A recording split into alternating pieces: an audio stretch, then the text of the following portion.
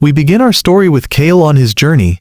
We see him catching some fish when suddenly, without any warning, a person appears above him and asks him the question that will change his life forever. Are you interested in something called magic or what? As you know, our guy is just living his life and doesn't understand anything about it. But as the days pass, we see this person start training Kale to use his magical power. He learns that he must focus his power and start concentrating on the target in front of him. He tells him, "You must prepare yourself because one day you will surely be able to use barrier magic. One day there will surely be innocent people in danger, and you must save them by any means necessary." After preparing the spell, he tells him to take a breath and release it calmly. When Kale starts following the instructions, he manages to execute them and burns the target in front of him. He is extremely excited and thanks his teacher, whose name is, by the way, Addis. They realize that today's spell was a bit difficult because it took him almost the whole day. The teacher, Addis, is a saint. He says, "By the way, teacher, the spell you used today normally takes people a full month to learn." Our guy isn't really interested in this talk and says, "So what? Come on, what's next? I want you to teach me some cool spells, dude." Teacher Addis tells him that's enough for today, and from tomorrow they will continue their training together as he wishes. Kale is about to object, but Addis tells him he shouldn't rush. "You like fishing, right? Let's go fishing together for a bit." After a few moments, we see them sitting in front of the lake fishing. Kale isn't happy with this situation because for him, fishing is very boring and he wants to learn more magic.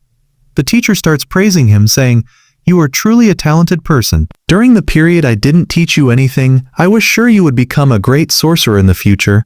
He starts explaining that there is something called a magic shield that can protect you so you can move forward. But Kale says, "I don't understand you. You keep going in and out of the subject. Why did you even teach me magic?" Just as he is about to answer, the fishing line snaps because it caught a fish. Teacher Addis, being who he is, doesn't know how to handle it, so we see Kale step in to help. Even though you have awesome magic skills, you can't even catch a fish. After a few attempts with the stubborn fish, they finally manage to pull it out, but in the process, both of them fall to the ground.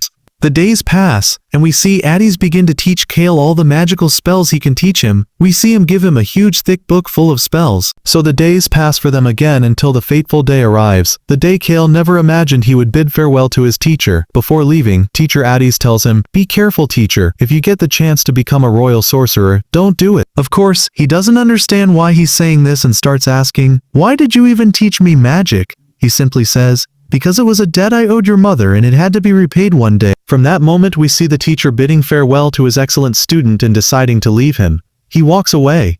A few years pass like a flash, and we see Kale has grown up and managed to enter the Royal Magic Academy. He is in the library starting to look through the records until he finds the biography of his teacher.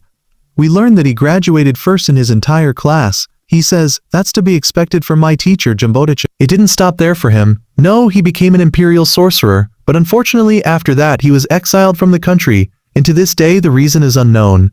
And from here he understands why his teacher was sad when he bid him farewell. If the problem is truly with the imperial court, then I must become an imperial sorcerer and completely change the system. And that's why I must do everything I can, because for me, this is the best way through which I can repay his favor. And suddenly a time skip happens, and we see Kale is in one of the dungeons with a group of adventurers. Their leader starts talking to him and informs him that from today he is expelled. Of course, Kale is shocked when he hears this and says, "What do you mean, man? This is nonsense." But the leader says, "You are expelled from the team as of today. You are expelled." We learn that the person in front of him is actually the crown prince of the kingdom. As for the girl, her name is Lin. As for the third one, his name is Ak. The leader starts talking to him saying, "Wait a minute, shouldn't you explain to me now what your role in the team is?" He says to him, "Wasn't I supposed to support you with my magical power?" He says to him, "God enlighten you. What exactly did you do in the last battle we were in?" He reminds him of the events of the last battle. The crown prince had to fight on the front lines himself. As for Lin, she was using her magical powers to defeat the enemies. As for X, he was the steadfast shield that blocked all the attacks. As for you, all you did was use some enhancement magic. Someone of your level shouldn't be using imperial level magic. He cuts him off and tries to explain what he was doing, but he says, "Shut up, not a word, you are a weak, pitiful person." Lin starts talking to them, saying, "There's no need for us to continue more than this. We should return now. Your words are considered an admission that you are afraid to delve deeper into this dungeon. It's very unwise for us to allow someone like you to join a royal team like ours. We should have discussed your joining the team amongst ourselves first, but our order, being kind-hearted, was the one who included you. And frankly, I'm fed up with clearing dungeons with a pitiful, useless person like you." Then he starts talking to them and says, I heard you excelled in the Magic Academy and through that managed to obtain the rank of Imperial Sorcerer.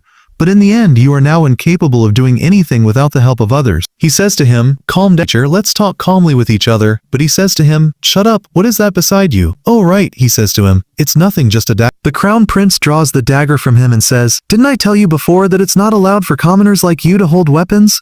Kale confirms that they need it in the advanced floors. The Crown Prince grabs him by the neck and says, as long as you are a member of my team, you cannot carry out anything but my orders. That's why I strongly object to someone like you continuing in our team. He forcefully removes the cloak he is wearing, which bears the Imperial Magic emblem, and says, you don't deserve it anyway. Kali is shocked by what happened to him. The world suddenly turned black before his eyes. As for the Crown Prince, before deciding to leave him and walk away, he informs him, we no longer require your services from today. After that, he decides to leave him and walks away. But despite all that happened to him, Kale is still continuing his studies, hoping the situation will change. He learns that in the advanced floors of any dungeon there are anti-magic barriers, so he decides to write a list of the tools they must use to reach the advanced floors. We see him doing all this hoping to rebuild trust between them and have it renewed. The next day my friend Kale goes to the Imperial Palace, but here the guards prevent him from entering altogether. They inform him that from today, he is no longer an Imperial Sorcerer, and his rank has been revoked. You know that commoners cannot enter the royal castle without a royal order. And suddenly, while he is standing there, he sees Lin arriving. She says to him, you're an idiot, man, and you don't understand. You've been expelled from the team permanently. You've become a person, my dear, with no importance. As for the record radiation you managed to create when you were studying in the Royal Academy in the capital, it turns out it has no importance because the deepest floor any person has managed to reach is the 7th. As for you, you claimed you reached the 68th floor, which is almost impossible. Despite all the insults he is subjected to, he approaches her to make one final request. He gives her a letter and asks her to deliver it to the king. I only joined the Crown Prince's team because of a personal request from him. He asks her to deliver this letter to the king because it will help the prince in his new mission.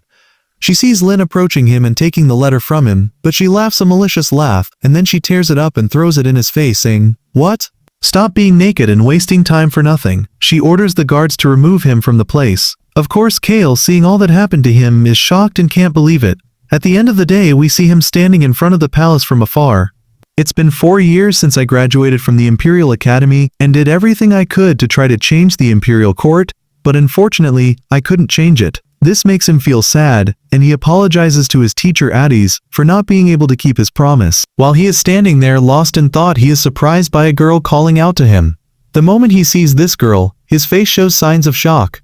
Without any introduction, we see this girl running towards him and hugging him. This girl, my friend, is named Yuri, or they are old friends. They sit and chat with each other for a while. Here, Kale begins to tell her about everything that happened to him recently. We learn here that the two haven't met for 4 years. He starts telling her that the moment he saw her, he started telling her his problems. She says to him, you know what, forget about that dirty talk. Anyway, I'll be in the mother city tomorrow. They are still working with the old list that distinguishes between commoners and nobles and all that stuff. It has become useless. He tries to stop her because it might cause her problems as long as she is here like this.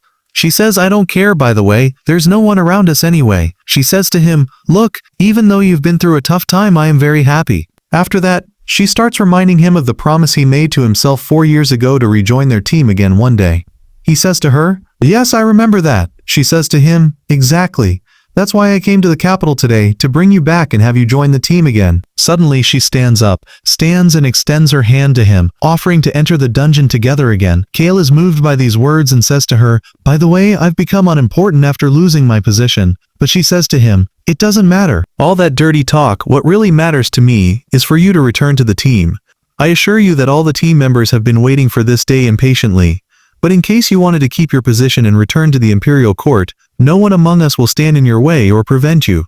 Our friend, hearing these words, is extremely moved, and so he agrees to return with her. She says, I knew you'd return, man. After that, we see Kale starting to remember the memories of the past related to his teacher. He warned me a lot, even if the opportunity arose, not to join the Imperial Court again. Suddenly we see him waking up from sleep. It turns out it was all a dream. On the other hand, in the Imperial capital, specifically with the Crown Prince, news has arrived that Kale left the city 5 days ago and is returning to the northern city. He says, he must have run away. I also heard he became an adventurer. The reason Kale joined the team in the first place was that this prince was somewhat curious because of the rumors that he was the best student in the entire history of the academy. That's why he was curious about him and wanted to see him.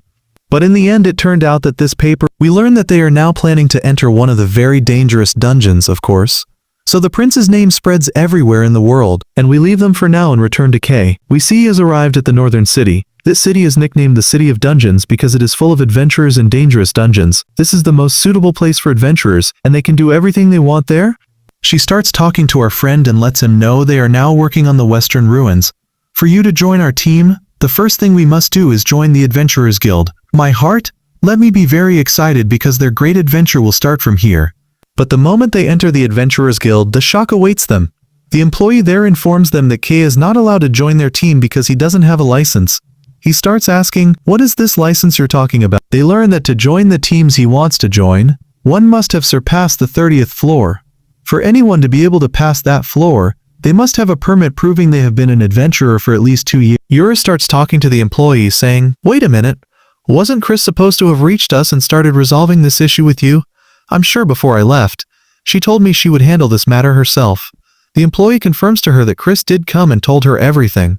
She says, you know what, forget the bureaucracy and all the nonsense you're spouting. Give me the license and forget about this dirty talk, and that's it.